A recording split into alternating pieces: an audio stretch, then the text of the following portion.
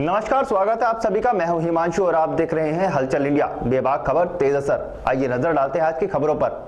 मुजफ्फरनगर जनपद की थाना चरथावल पुलिस ने गांव ज्ञाना माजरा पुल के पास से एक हिस्ट्री शीटर को गिरफ्तार करने में सफलता हासिल की है। पुलिस ने उसके पास एक तमंचा बरामद किया है। वहीं थाना चरथावल से जिला बदर चल रही एक आरोपी को चाकू के साथ गिरफ्तार किया गया। पुलिस ने पकड़े गए दोनों आरोपियों का चालान कर जेल भेज दिया है। मुजफ्फरनगर जनपद की थाना चरथावल पुलिस ने 2 आरोपियों को अवैध असले के साथ गिरफ्तार किया। दरअसल मुजफ्फरनगर जनपद के वरिष्ठ पुलिस अधीक्षक अभिषेक यादव के निर्देशन में चल रहे अपराधी धरपकड़ अभियान के तहत समाज को अपराध मुक्त करने के क्रम में चरथावल थाना प्रभारी धर्मेंद्र सिंह के नेतृत्व में उप निरीक्षक हरिराज सिंह ने पुलिस टीम के साथ मिलकर जिला बदर चल रहे अपराधी नरपाल सिंह पुत्र अतर सिंह निवासी गांव बधाई कला थाना चरथावल को एक नाजायज चाकू के साथ गिरफ्तार कर लिया। वहीं दूसरी ओर बिरासी चौकी इंचार्ज आनंद पोसवाल ने भी पुलिस टीम के साथ मिलकर गांव ज्ञाना माजरा पुल से चरथावल थाने के हिस्ट्री शीटर आकाश पुत्र किशनपाल निवासी बिरासी थाना चरथावल को एक अवैध तमंचे के साथ गिरफ्तार कर लिया। पुलिस ने दोनों आरोपियों का चालान कर जेल भेज दिया है।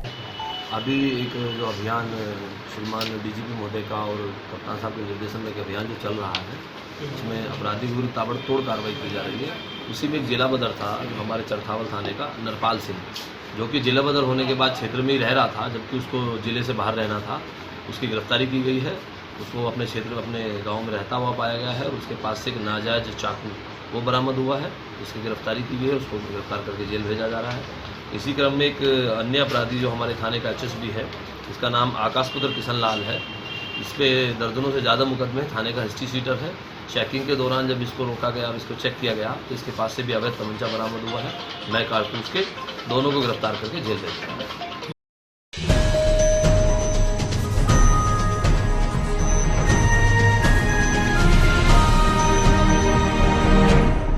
मुजफ्फरनगर जनपद की थाना चरथावल पुलिस ने एक सप्ताह पूर्व थैला काटकर किसान के चोरी किए गए 40,000 रुपए की घटना का खुलासा करते हुए अंतर्राज्यीय चोर गिरोह की 4 महिलाओं को गिरफ्तार करने में सफलता हासिल की है। पुलिस ने सभी आरोपी महिलाओं का चालान कर जेल भेज दिया। दरअसल हम आपको बता दें कि पूरा मामला जनपद मुजफ्फरनगर के चरथावल कस्बे में एक सप्ताह पूर्व बैंक से पैसे निकालकर जा रहे इस्लाम के बैग को काटकर अज्ञात चोरों द्वारा 40,000 रुपए चोरी करके सनसनी फैला दी गई थी, जिसके संबंध में पीड़ित ने चरथावल थाने पर मुकदमा पंजीकृत कराया था। सीओ सदर कुलदीप कुमार के नेतृत्व में थाना प्रभारी धर्मेंद्र सिंह ने घटना का अनावरण करने के लिए कस्बा इंचार्ज योगेंद्र चौधरी के नेतृत्व में हेड कांस्टेबल रोशन अली, कांस्टेबल महेंद्र सिंह, कांस्टेबल विकास शर्मा आदि की टीम का गठन किया था। कड़ी मशक्कत के बाद सर्विलांस की मदद से पुलिस ने घटना का सफल अनावरण करते हुए घटना को अंजाम देने वाली 4 महिलाओं को गिरफ्तार किया है। पुलिस ने उनके पास से चोरी की गई रकम सहित धारदार ब्लेड भी बरामद किए हैं। पुलिस पूछताछ में महिलाओं ने अपना नाम हीरा पत्नी गौतम निवासी गुलखेड़ी थाना बोडा जिला राजगढ़ मध्य प्रदेश, वंशिका पुत्री विनोद, प्रियंका पत्नी संदीप व उपासना मोनेरिया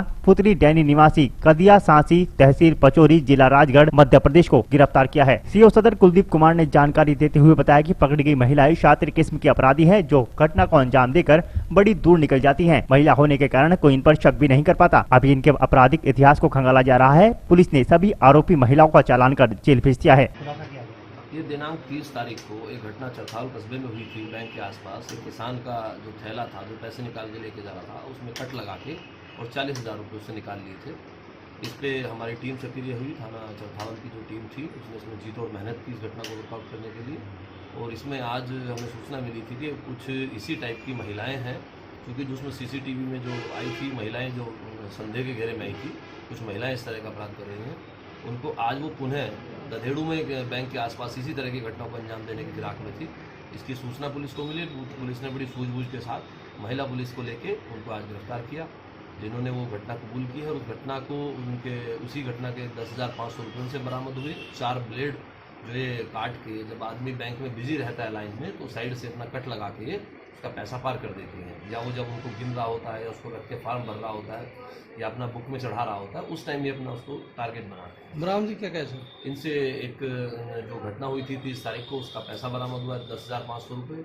और इनसे ब्लेड बरामद हुए हैं, जो ये जिनसे ये घटना को अंजाम देती थी। और 2 मोबाइल फ़ोन बरामद हुए हैं। सर, पूछताछ में पता कितने दिनों से सक्रियता है? ये अभी 4 महिलाएं हैं जिन्होंने इस घटना को अंजाम दिया है, लेकिन इनका कहना है कि इनके अन्य साथी और दूसरे जनपदों में और दूसरे स्टेटों में भी काम कर रहे हैं। ये मध्य प्रदेश की रहने वाली हैं सभी महिलाएं। आपराधिक इतिहास कैसा है सर? अभी जानकारी की जा रही है, चूंकि दूसरे स्टेट की हैं, और हम जल्दी पता लगाएंगे कि कितने मुकदमे इन पर अलग अलग उसमें दर्ज हैं और ये अलग अलग प्रांतों में भी जाके अपराध करते हैं।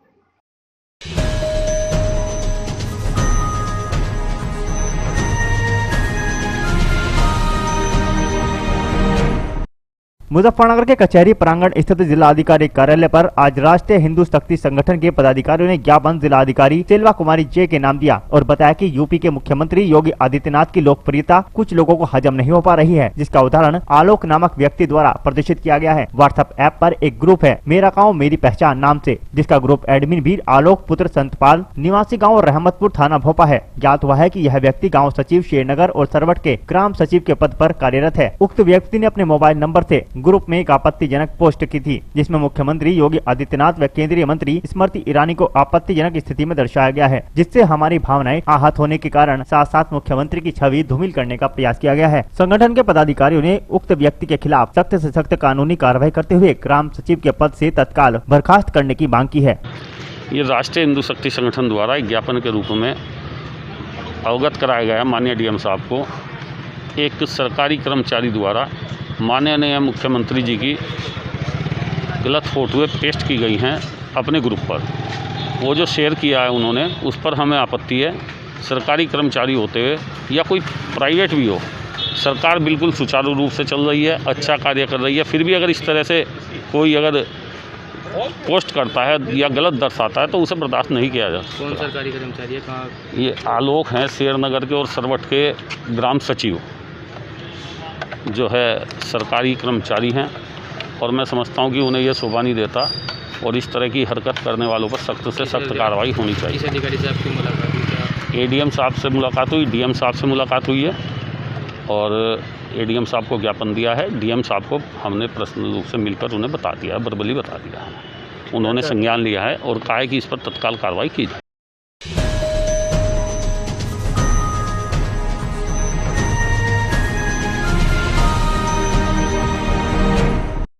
मुजफ्फरनगर के मीरापुर कस्बे की पंजाबी कॉलोनी में एक युवक पर जानलेवा हमला कर उसे घायल करने के मामले में पुलिस ने मुकदमा दर्ज कर लिया है। भोमा निवासी अभिषेक त्यागी ने मुकदमा दर्ज कराया था कि गुरुवार को उसका चचेरा भाई मोहित पुत्र विजेंद्र किसी काम से मीरापुर के पंजाबी कॉलोनी में आया था। आरोप है कि यहाँ पर उसके गाँव के ही सुमित और सन्नी पुत्रगण परणवीर व भुम्मा रोड निवासी विशु पुत्र वरुण ने अपने एक अज्ञात साथी के साथ मिलकर मोहित पर जानलेवा हमला कर दिया था, जिसके बाद परिजनों ने उसे उपचार के लिए जिला चिकित्सालय भर्ती कराया था। इंस्पेक्टर संतोष कुमार त्यागी ने बताया कि तहरीर आने के बाद मुकदमा दर्ज कर लिया गया है। आरोपितों की तलाश की जा रही है।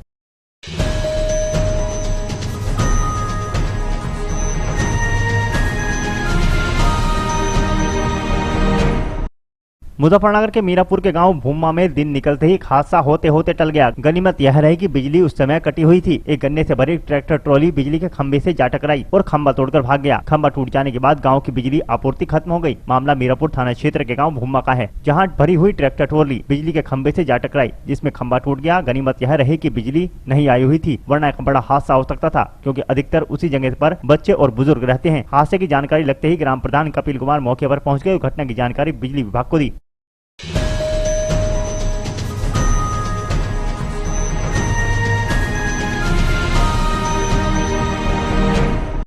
जनपद मुजफ्फरनगर की उत्तर प्रदेश राज्य विधिक सेवा प्राधिकरण के सचिव सलोनी रस्तोगी ने जानकारी देते हुए बताया कि उत्तर प्रदेश राज्य विधिक सेवा प्राधिकरण के निर्देश पर एवं माननीय जनपद न्यायाधीश की अध्यक्षता में न्यायालय परिसर में 18 अक्टूबर को माइक्रो लोक अदालत का आयोजन किया जाएगा, जिसमें छोटे छोटे आपराधिक किस्म के मामलों का निस्तारण कराया जाएगा। उन्होंने कहा कि लोक अदालत आयोजित कराने का उद्देश्य लोगों को सुलभ एवं सस्ता न्याय दिलाना है। इससे लोगों के धन और समय की बचत होगी। और 1 नवम्बर को पारिवारिक न्यायालय में मोटर वाहन दुर्घटना अधिनियम के मामलों को लेकर लोक अदालत का आयोजन किया जाएगा। प्राधिकरण के सचिव ने लोगों से अपील करते हुए कहा कि वह समय पर पहुंचकर अपने मामलों का निस्तारण कराएं। आज जो है इस उद्देश्य की प्रेस विज्ञप्ति जारी करा रहे हैं कि माननीय उत्तर प्रदेश राज्य विधिक सेवा प्राधिकरण के निर्देश में माननीय जनपद न्यायाधीश महोदय की अध्यक्षता में दिनांक 18/10/2020 को जनपद न्यायालय में माइक्रो लोक अदालत का आयोजन किया जाएगा, जिसमें छोटे छोटे आपराधिक किस्म के मामलों का निस्तारण कराया जाएगा, जैसे कि चालान हुए जिनमें केवल जुर्माना लगाकर मामलों को निपटाया जा सकता है, ऐसे मामलों का निस्तारण कराया जाएगा। लोक अदालत आयोजित कराने का एक उद्देश्य ये है कि जिससे लोगों को सुलभ और सस्ता न्याय मिल सके, शीघ्र, सुलभ और सस्ता। इससे लोगों के धन की बचत होती है और समय की भी बचत होती है। कोरोना के मद्देनजर किस तरह का विशेष ध्यान? कोरोना के लिए सोशल डिस्टेंसिंग, हैंड सैनिटाइजेशन का पूरा ध्यान रखा जाएगा। न्यायालय को पूरा सैनिटाइज कराया जाएगा उस दिन के लिए स्पेशली।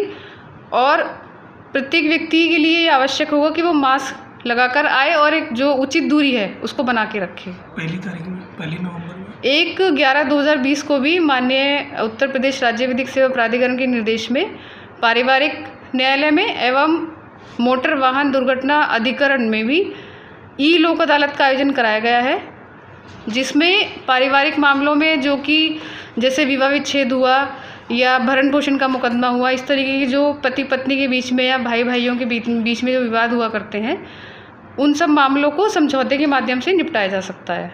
और इसी तरीके से मोटर वाहन दुर्घटना के मामले कंपनी और जो विक्टिम है, जो पीड़ित व्यक्ति है, उन दोनों के बीच में, इंश्योरेंस कंपनी और पीड़ित व्यक्तियों के बीच में वार्ता करा के समझौता कराकर मामलों को निपटाया जाएगा और अधिक से अधिक मामलों का निस्तारण कराने का प्रयास किया जाएगा।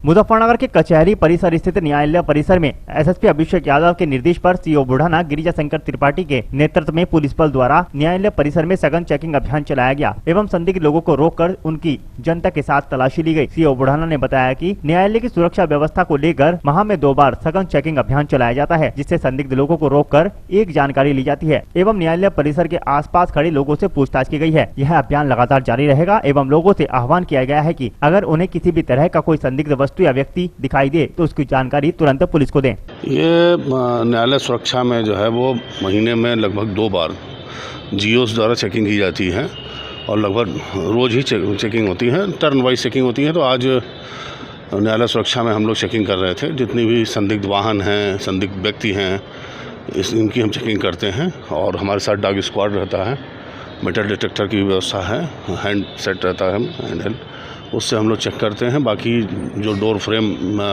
DFMD लगा है, डोर फ्रेम मेटल डिटेक्टर, उसको भी हम देखते हैं कि चालू हालत में है कि नहीं। जो CCTV कैमरे लगे हैं वो सब काम कर रहे हैं, यहाँ पे कोई समस्या नहीं, बिल्कुल चुस्त दुरुस्त की सुरक्षा व्यवस्था है।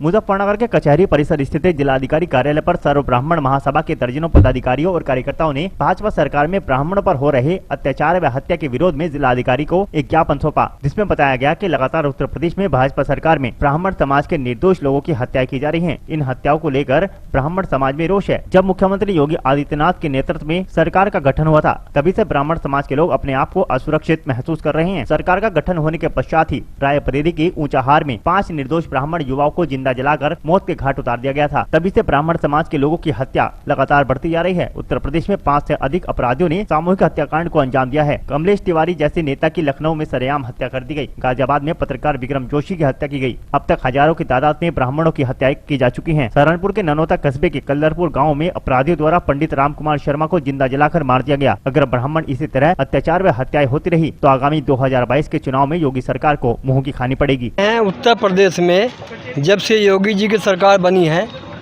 लगातार निरंतर ब्राह्मणों पर अत्याचार हो रहा है, हत्याएं हो रही हैं।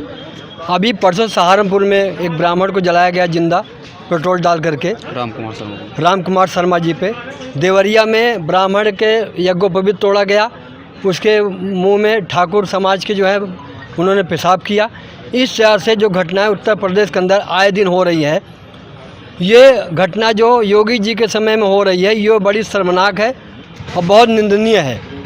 हम इसलिए उत्तर प्रदेश राष्ट्रीय ब्राह्मण महासंघ, सर्व ब्राह्मण महासंघ युवा प्रशासन सेना उनसे मांग करती है कि ऐसी घटना को तत्काल प्रभाव से बंद करें और जो भी इसमें लिप्त हो या किसी का इसमें हाथ हो या किसी कोई इसमें षड्यंत्र हो तो उसके खिलाफ कठोर कार्रवाई हो। और नहीं तो हम बता देते हैं आप लोग माध्यम चैनल के माध्यम से कि 2022 का चुनाव जो है योगी जी के लिए बहुत भारी पड़ेगा। इतना भारी पड़ेगा कि शायद जो है भूल जाएंगे कि ब्राह्मण के साथ जो है अन्याय कितना भारी पड़ा।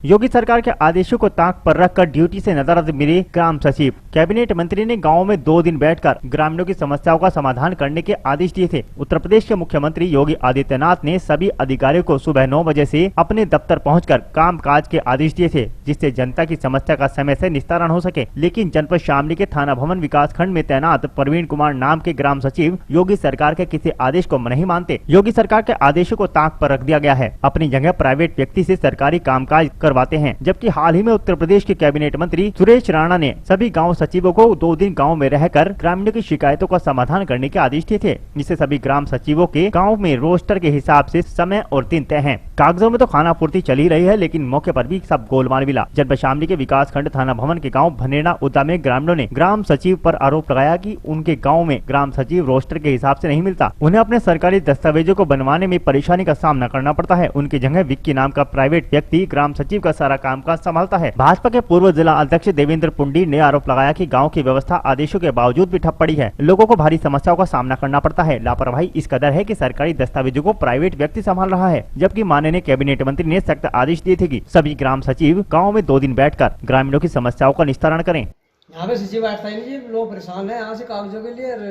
आज तक हम लोग देखे नहीं, अभी पहली बार देखा आपने? नहीं भाई, हर बार नहीं आया। यो भी अपने पहली बार देखा आज। अच्छा, हाँ जी। क्यों सचिव ने अपना पद ग्रहण किसी और को दे रखा है क्या? दे रखा होगा, नहीं पता। अच्छा, क्या समस्या आ रही? समस्या तो है जो लोग परेशान है यहाँ से। कागजों की जरूरत हो किसी को अपने बनवाने की, मिलते ही नहीं यहाँ। सेक्रेटरी की जरूरत है बड़े। अच्छा, कौन बैठा मिले यहाँ? यहाँ कोई भी नहीं बैठा, आज पहली बार मिला मतलब। अच्छा, तो सरकार के क्या आदेश है? सरकार का आदेश तो 2 बजे तक बैठने का। पैसा बता मैं और आदेश है यहाँ से 2 दिन बैठा का सेक्रेटरी पंचायत घर में, यहाँ आदेश सुने हमने। तो भाई आज सचिव साहब के पैर में चोट है। वैसे आवे हम दोनों ही, मैं उनका असिस्टेंट हूँ। आज मेरे पैर में थोड़ी चोट लगी हुई है, आज मैं डॉक्टर गए हैं। ग्रामीणों का आरोप है कि हफ्ते में 2 दिन यहाँ बैठने देंगे। नहीं भाई बैठ रहे, ऐसा है ना भाई, लेट आए बाजी तो ऐसा है कि 2 बजे से लेट आए फिर मिलते नहीं, ये भी तो हो जाना। बाकी आ रहे भाई, देखो साफ सफाई भी हो रही, पिछले हफ्ते साफ सफाई करवा गए, बैठ के गए, ऑफिस की साफ सफाई भी अच्छे से देख। किस प्रकार की समस्याओं का निस्तारण करें आप यहाँ बैठ के सुबह से? भाई जन्म मृत्यु हुए किसी के कागज लेने, भाई ब्लॉक में परेशान न हुए लोग, में इसलिए यहाँ बैठे हुए। बाकी 2 बजे तक इसलिए बैठते हैं यहाँ से, ताकि लोग परेशान न हो। अच्छा, क्या मुख्य कारण रहा सचिव साहब का ना आने का? वही तो है ना भाई, पैर में चोट लगी हुई उनके। यहाँ पे आदेश हो रखे हैं, लिखित में बोर्ड भी लगा रखा है, ये भी प्रिंट भी करवा रखा है 10 बजे से 2 बजे तक बैठने का। किस चीज़ का 2 बजे तक बैठने का? ग्राम सचिव जो है, ग्राम पंचायत अधिकारी जो है, वो हर हफ्ते में 2 दिन जो है यहाँ बैठेंगे ग्राम पंचायत में। अच्छा। और माननीय मंत्री जी ने भी इस पर जोर दे रखा कि भाई ग्रामीणों की समस्या सुनो। जिला अधिकारी जी ने भी कह रखा भाई ग्रामीणों की समस्या सुनो, लेकिन जो अधिकारी हैं मौके पर नहीं मिल पा रहे, तो लोग बेचारे आ रहे जा रहे, कागज दे रहे। अब ये नहीं पता है कागज जो है आगे पास होंगे, कहाँ जाएंगे कुछ नहीं पता। किस गाँव का मामला है? गाँव भनेड़ा उधर। अच्छा, किस प्रकार की समस्या आ रही? समस्या है भाई, जैसे कोई अपना मृत्यु प्रमाण पत्र लेकर आया, उसे कहाँ फीस जमा करनी, कैसे करनी, कितनी करनी, तो कहाँ मोहर लगेगी नहीं लगेगी, तो कोई है ही नहीं, कुछ पता ही नहीं है। अच्छा, तो क्या चाहते हो अब? हम तो चाहते हैं कि भाई अगर आदेश है ग्राम पंचायत अधिकारी के बैठने के, तो यहाँ जो है आ जाए, अपना बैठे लोग, समस्या है लोग। अभी देखा हमने उनकी जगह, यहाँ उनके गद्दी पे कोई और था, वो कौन था? मैं तो ये बताऊँगा भाई, उनके असिस्टेंट हैं, विक्की है नाम उनका भाई, बैठे हुए हैं। मंत्री जी ने बिल्कुल सख्ती में कह रखा है कि भाई ग्रामीणों की समस्या सुनो। मैं गांव में बूथ प्रभारी हूँ भाजपा में, ऐसी बात नहीं है, लेकिन अब कैसे काम करें गांव को बताओ।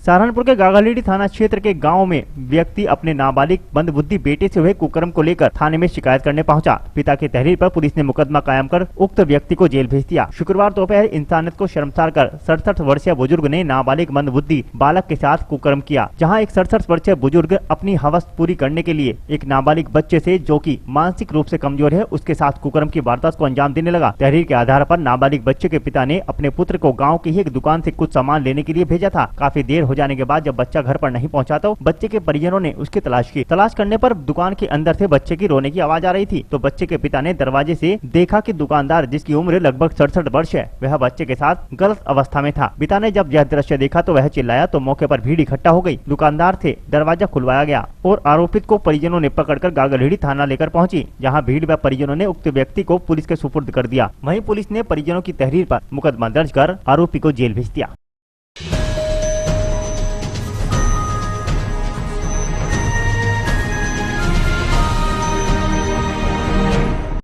सहारनपुर के गागलहेड़ी मुजफ्फरनगर NH 59 पर गागलहेड़ी दया शुगर मिल के निकट तेज रफ्तार कार रोडवेज बस से टकरा गई। हादसे में किसी की भी जान की क्षति नहीं हुई है। दरअसल हादसा गागलहेड़ी के दया शुगर मिल के पास का है, जहां मुजफ्फरनगर की ओर से रोडवेज बस गागलहेड़ी की ओर जा रही थी। दया शुगर मिल के पास बाइक सवार को बचाने के चक्कर में बस का ड्राइवर ने ब्रेक लगा दिए तो पीछे से चल रही कार बस के ब्रेक लगने के कारण बस के पीछे से टकरा गई। इस कार के पीछे आ रही ट्रक ने कार में पीछे से जोरदार टक्कर मार दी, जिसके कारण कार का अगला व पिछला हिस्सा बुरी तरह क्षतिग्रस्त हो गया।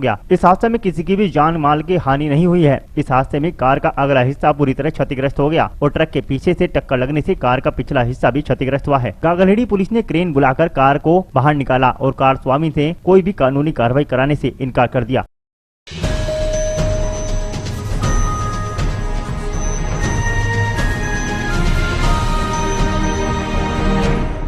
अमरोहा के हसनपुर में भाई ने भाई के रिश्ते को कलंकित किया है, जहां छोटे भाई को गोली मार दी गई। पुलिस ने CHC में घायल को भर्ती कराया, जहां से उसे हायर सेंटर रेफर कर दिया गया, वहां उसकी मौत हो गई। आपको बता दें, तहसील क्षेत्र के सैदनगली थाना इलाके के गांव खरसोली मिलक निवासी चमन सिंह पुत्र राम रतन की पत्नी को उसका बड़ा भाई सतपाल पीटने लगा। जब उसने इसका विरोध किया तो बड़े भाई ने छोटे भाई के रिश्ते को कलंकित करते हुए उसको गोली मार दी। वहीं चमन जमीन पर गिरकर तड़पने लगा। जब नजदीक खड़े घायल चमन की फुफेरी भाभी के पुत्र सुमित एवं पुत्री शिवानी को छर्रे लग गए। वहीं परिजनों ने बताया कि बड़ा भाई छोटे भाई की पत्नी को पीट रहा था, जिसके बाद छोटे भाई से उससे पत्नी को पीटे जाने की शिकायत की तो बड़े भाई ने छोटे भाई को गोली मार दी। वहीं घायल को CHC में भर्ती कराया गया, जहां से उसे हायर सेंटर रेफर कर दिया गया। बताया जा रहा है कि हायर सेंटर में उसकी मौत हो गई। वहीं पुलिस ने मामले की जांच पड़ताल शुरू कर दी है। बड़े भाई ने बहू मारी छोटे भाई की, वो सब दूसरा कहते हैं जैसा बुई ने गया ना छोटा भाई कहते ने मेरी बहू क्यों मारी, इतनी बताना ना पाए इतना गोली मार दी। क्या आपस में शुरू से विवाद? आपस में विवाद कुछ ना है इनका, बस उसका ही बहू का ही विवाद था। बहू ही मारी इनके देख के, वो तो खेत पे काम कर रहे हैं अपने। क्या वजह है? उसके पास बच्चे वगैरह हैं? बीवी बच्चे वगैरह हैं? उसके बीवी बच्चे वगैरह हैं कि नहीं है? बड़े बड़े ना एक लड़की है, वो जो पहले बार छोड़ चली गई, उसकी लड़की तो लड़की तो पाल रहे हैं ना ये माँ बाप उसके। लड़की है तो ये वहाँ से छोड़ दी ना वाली दोनों।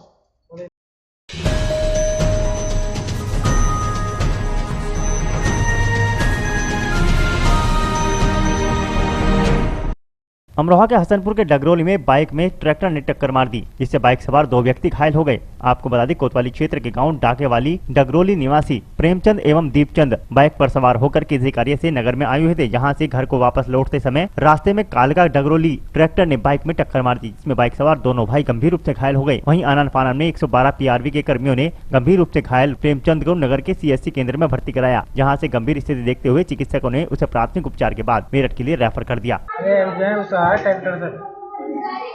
का जा रहे थे काम को।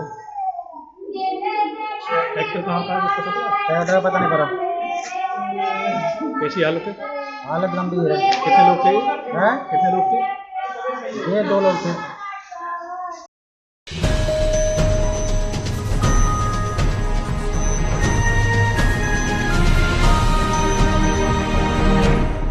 अमरोहा के हसनपुर में भाकियों ने 5 रुपए अवैध शुल्क परत पर लेने का आरोप लगाया, जहां नायब तहसीलदार ने अधीनस्थों को बचाते हुए लीपापोती कर दी। आपको बता दें, नगर की करणपुर माफी रोड पर बनी तहसील में भाकियों भानुगुट ने नायब तहसीलदार महेंद्र कुमार को ज्ञापन सौंपकर किसानों की परत निकलवाने के नाम पर 20 रुपए अवैध शुल्क लेने का आरोप लगाया। उन्होंने कहा कि जहाँ परत की कीमत सरकारी रेट के अनुसार 15 रुपए है, तो वहीं 20 रुपए प्रति परत निकाल कर दी जा रही है और प्रतिदिन 1000 से 1200 परतें निकाली जाती है, जिसका 5 से 7 हजार रुपए अवैध शुल्क प्रतिदिन वसूला जा रहा है। जब नायब तहसीलदार महेंद्र कुमार से सवाल किया गया तो उन्होंने अपने अधीनस्थ कर्मचारी को बचाते हुए लीपापोती करते दिखाई दिए। ये मामला भारतीय किसान यूनियन लोक शक्ति जिला अध्यक्ष हाजी हकीम अहमद गफ्फारी, ये ज्ञापन जो दिया है बिजली निजीकरण के बारे में, यानी कि जो निजीकरण कंपनियों के लिए हो रहा है बिजली विद्युत विभाग का, उसको रोकने के लिए उसके लिए कहा, जिससे मान लीजिए जो बिजली निजीकरण में हो जाएगी तो जो अधिकारी सरकारी हैं वो बेरोजगार हो जाएंगे। और क्या क्या समस्याएं रखी गई हैं? और किसानों को समस्या होगी, बिल ज़्यादा आएंगे जो हम तो मनमानी होगी, बिलों में जो मनमानी क्या वो जो धांधली होगी, जो अब आज तक हम नहीं बिल पटा पाते, फिर किसान मजदूर कैसे बिल पटाएगा। इसलिए वो दिया है। दूसरे हमारा गन्ने के लिए दिया है कि हमारा पिछले साल का नया सत्र शुरू होने वाला है। पिछले साल का गन्ना अभी 300 करोड़ अभी हमारा बकाया अभी नहीं मिल पाया किसानों को। यही मांग, अगर मांगे नहीं मानी जाती तो क्या करेंगे? तो क्या फिर विरोध होगा।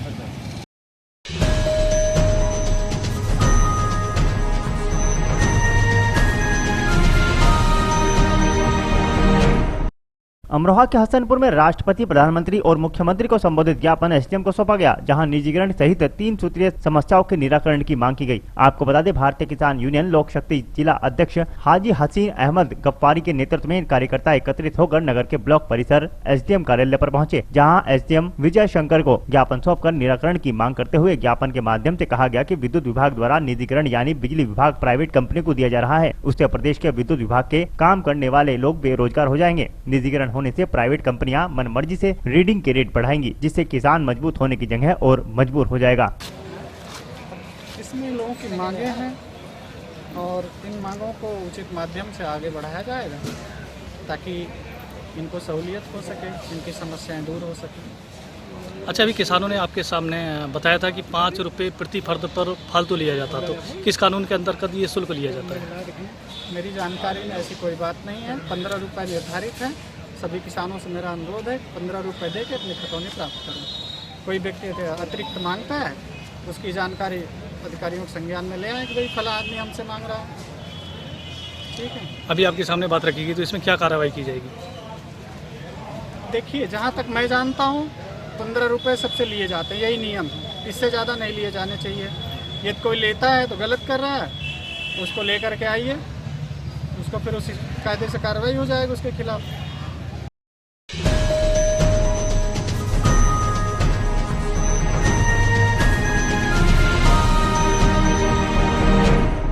अमरोहा के हसनपुर में भाग्यू भानु ने नायब तहसीलदार को ज्ञापन सौंपा, जहां 6 सूत्रीय समस्याओं के निराकरण की मांग को लेकर चुनाव बहिष्कार की चेतावनी दी गई। आपको बता दें, भारतीय किसान यूनियन भानु की नगर की नवीन बंडी अस्थायी तहसील परिसर में बैठक का आयोजन किया गया, जिसमें नायब तहसीलदार महेंद्र कुमार को ज्ञापन सौंपकर 6 सूत्रीय मांगों को निराकरण की मांग की गई। तहसील अध्यक्ष देवेंद्र सैनी ने ज्ञापन के माध्यम से कहा कि सरकार द्वारा किसानों के खिलाफ जो 3 कृषि अध्यादेश लाए गए हैं, उन्हें तुरंत वापस लिया जाए। आज भारतीय किसान यूनियन भानु की ये ब्लॉक स्तरीय मासिक पंचायत है।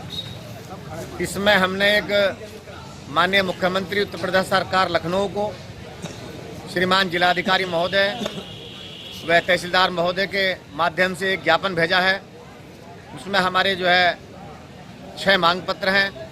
सर्वप्रथम जो सरकार द्वारा किसानों के खिलाफ 3 अध्यादेश लाए गए हैं वो गैर कानूनी है और उन्हें जो वापस लिया जाए। दूसरा, जो किसानों के प्रति समर्थन मूल्य घोषित करती है सरकार, उस पर एक कानून बनाया जाए। अगर कोई भी समर्थन मूल्य से कम खरीदता है तो उसके खिलाफ कानूनी कार्रवाई की जाए। अगला, जो ये बिजली के बिल जो बढ़ रहे हैं और बिजली का निजीकरण जो किया जा रहा है, इसको निजीकरण समाप्त किया जाए और किसानों के समस्त विद्युत बिल व कर्जे माफ किए जाए। अगला, किसान आयोग का गठन किया जाए। किसानों का जो है उसी के आधार पर उनका जो है फसलों का मूल्यांकन क्या करा जाए। इन तमाम मांगों को लेकर अच्छा, जो आवारा पशु हो रहे हैं, करोड़ों रुपए के लगा के गौशाला बनाई गई है, उन पशुओं को आवारा पशु पकड़कर गौशाला भिजवाया जाए। इन तमाम समस्याओं को लेकर हमने आज माननीय मुख्यमंत्री ने ज्ञापन भेजा है और उसमें बाद में नोट में भी कहा है, यदि ये मांग हमारी जो है चुनाव से पहले पूर्ण नहीं होती है तो इस बार जो है किसान जो है चुनाव का बहिष्कार करेगा।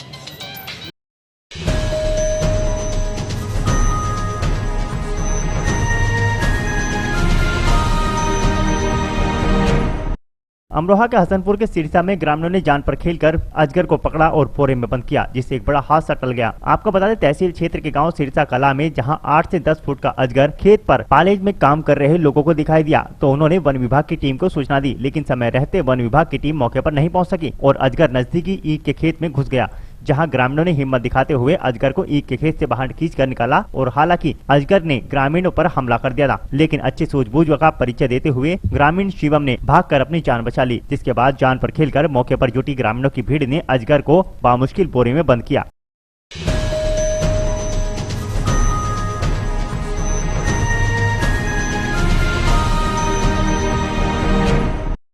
आज के बुलेटिन में इतना ही। कल फिर होंगे हाजिर कुछ नई और ताजा खबरों के साथ। देखते रहिए हलचल इंडिया, बेबाक खबर तेज असर।